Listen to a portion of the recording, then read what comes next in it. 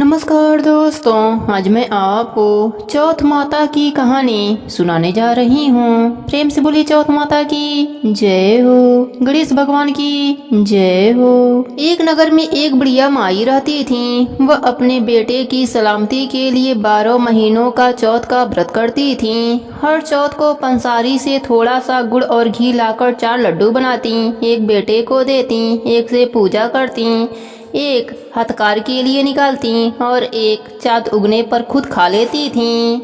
एक बार उनका बेटा ताई से मिलने गया। ताई ने भादुड़ी चौथ का व्रत रखा था। ताई से पूछा, माँ तो 12 चौथ करती है। ताई बोली, तेरी माँ तेरी कमाई से तरमाल खाने के लिए 12 चौथ करती है। तू परदेश जाए तो यह एक भी चौथ न करे। लड़के को लगा ताई सच कह रही हैं। घर आकर माँ से कहा, मैं परदेश जा रहा हूँ, यहाँ तू मेरी कमाई खाने पीने में उड़ा देती है। माँ ने समझाकर रोकना चाहा, पर बेटा नहीं माना। माँ ने उसे साथ ले जाने के लिए चौथ माता की आंखें दिए और कहा, मुसीबत में यह आंखें तेरी मदद करेंगे। वह आंखें लेकर रवाना हो गया। घूमते हुए एक नगर में पहुंचा। उसने देखा एक बुढ़िया माई रो रही हैं और पुआ बना रही हैं। उसने कारण पूछा तो बुढ़िया माई ने कहा, बेटा, इस नगर की पहाड़ी पर एक दैत्य रहता है। पहले वह नगर में आकर कई लोगों को खाने के लिए मार देता था, इसलिए यहाँ का राजा उसे खाने के लिए हर घर का एक आदमी उसके पास भेजता है। और आज मेरे बेटे की बारी है, इसलिए रो रही हूँ और उसी के लिए पुआ बना रही हूँ। वह बोला, तू पुए मुझे खिला दे, तेरे बेटे की जगह मैं चला जाता हूँ। बुढ़िया माई ने खीर पुए उसे खिला दिए। खा पीकर वह सो गया। रात को राजा के सैनिक आए तो बूढ़ी माई ने उसे भेज दिया।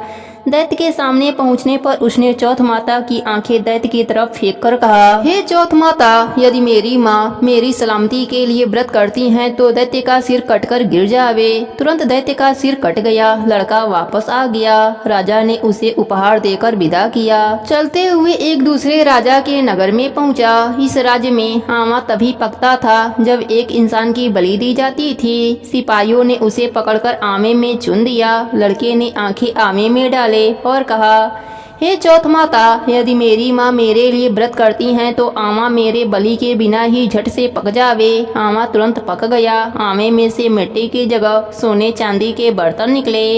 अंदर से लड़का बोला, बर्तन धीरे धीरे निकालना, मुझे लग जाएगी। राजा ने उसे निकलवाया और पूछा, इस आमे से तुम बच कैसे गए? लड़के ने बताया कि उसकी माँ चौथ माता का व्रत करती हैं, व्रत के कारण ही वह बच पाया है। राजा को विश्वास नहीं हुआ। उसने एक चांदी की सुराही मंगवाई और कहा कि सुराही की नली से निकल कर दिखाओ, तभी मुझे विश्वास होगा।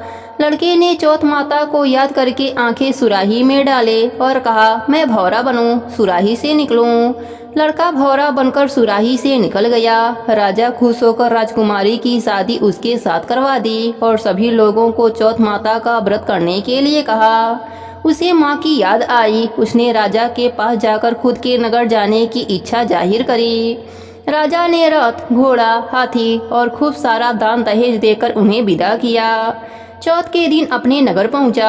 वह अकेला पंसारी के वहां माँ का इंतजार करने लगा। सोचा, चौथ का दिन है तो माँ यहाँ जरूर आएंगी। थोड़ी देर बाद लकड़ी टेकती हुई माँ आती दिखी। उसकी माँ की आंखों में जाले आने के कारण दिखना कम हो गया था। लड़के ने जानबूझकर अपना पैर लकड़ी में लगा दिया। कहने लगा, बलरे पूत काटी, मेरे पैर में लगा दी।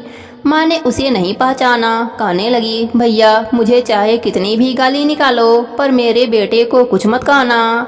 बेटा माँ के चरणों में गिर पड़ा। बोला, माँ, मैं तेरा ही बेटा हूँ, मुझे माफ कर दो। माँ ने उसे गले से लगा लिया। नगर के लोगों ने विश्वास नहीं किया कि वह उसी का बेटा है। बुढ़िया माई ने चौथ माता को याद करके कहा, हे चौथ माता, यदि मैं अपने बेटे के लिए व्रत करती हूँ तो मेरे स्तन में दूध भर जावे और उसकी धार मेरे बेटे के मुंह में गिरे। माँ के स्तन से दूध की धार निकलकर बेटे के मुंह में गिरने लगा।